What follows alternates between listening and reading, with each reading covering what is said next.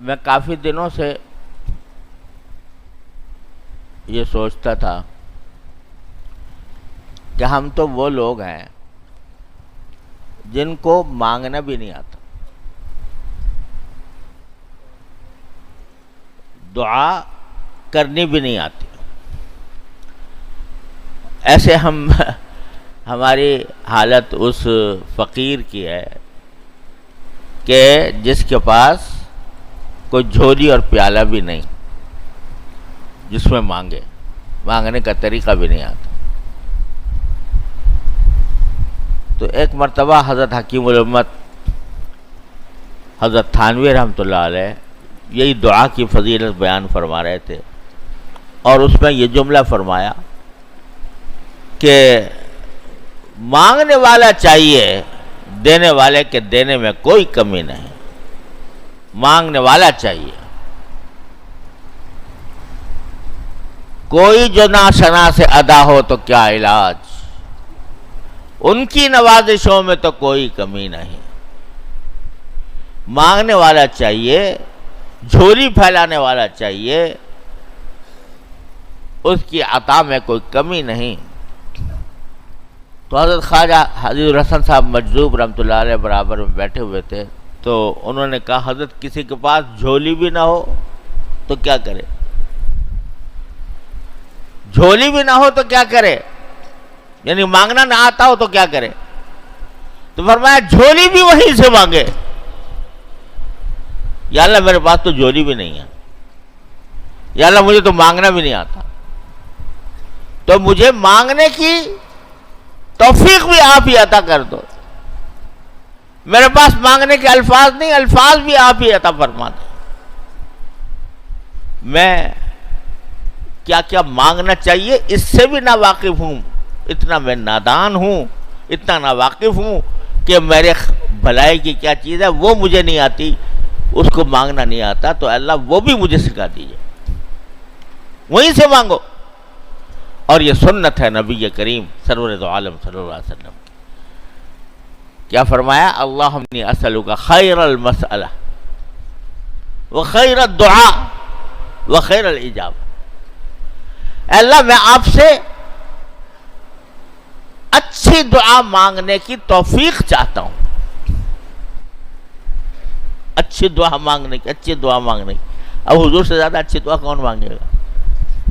لیکن فرمایا اللہم انی اسألک خیر المسئلہ، میں آپ سے اچھی باتیں مانگنے سوال کرنے کی توفیق چاہتا ہوں.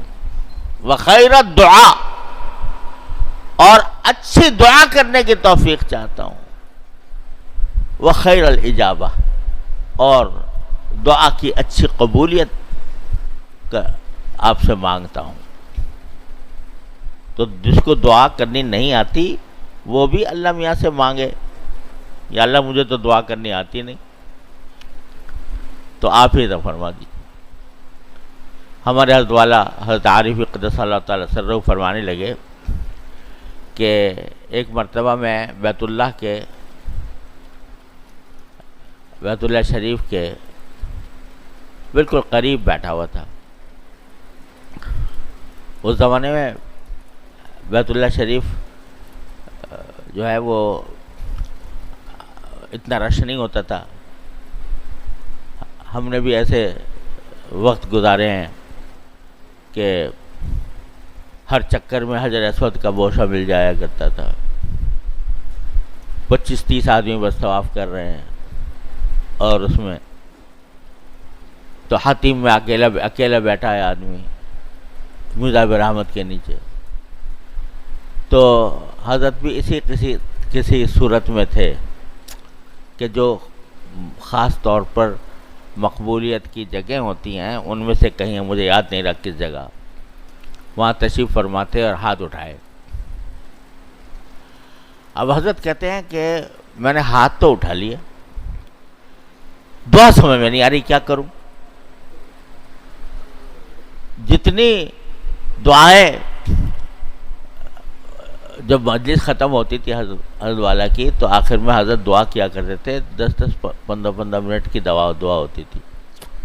اور ساری کہ بھائی اب کے اثر جب میری مجلس ہوئی تھی اس میں کیا دعا کی تھی یہ بھی یاد نہیں آ رہا، اب کیا کروں یہ بھی یاد نہیں آ رہا، کچھ ادعیہ معصورہ یاد کرنے کی کوشش کر رہا ہوں وہ بھی یاد نہیں آ رہا، جو حاجتیں اپنی یاد کرنے کی کوشش کر رہا ہوں وہ بھی یاد نہیں آ رہی، ہاتھ پھیلے ہوئے۔ تو اتنا مجھے وہ ہوا کہ یا اللہ آپ نے ایسی اجابت و مقبولیت کی جگہ آپ نے مجھے بلایا اور اس کی توفیق عطا فرمائی، ہاتھ بھی میں نے اٹھا لیے، اور میں اتنا کہ دعا ہی کچھ سمجھ میں نہیں آ رہی کیا کروں کیا نہ کروں۔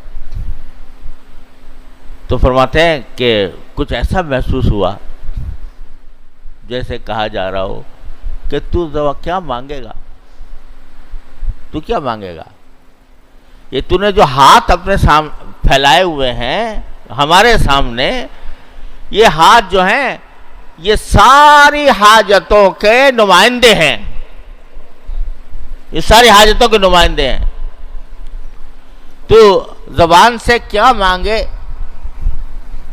تجھے مانگنا بھی آئے کہ نہ آئے، لیکن تیرے ہاتھ ہماری طرف پھیلے ہوئے ہیں تو یہ ہاتھ ہی ساری حاجتوں کے نمائندے ہیں، ساری کائنات ان ہاتھوں کے نیچے ہے، کیونکہ یہ ہاتھ ہماری طرف تو نے اٹھائے ہوئے ہیں۔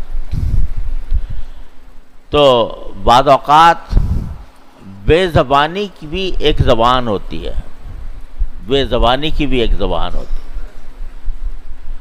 کہ زبان سے تو آدمی کچھ نہیں کہہ رہا، لیکن اس کی جو مجموعی حالت ہے، اس کا جو سراپا ہے، وہ خود بذات خود دعا کی نمائندگی کر رہا ہوتا ہے۔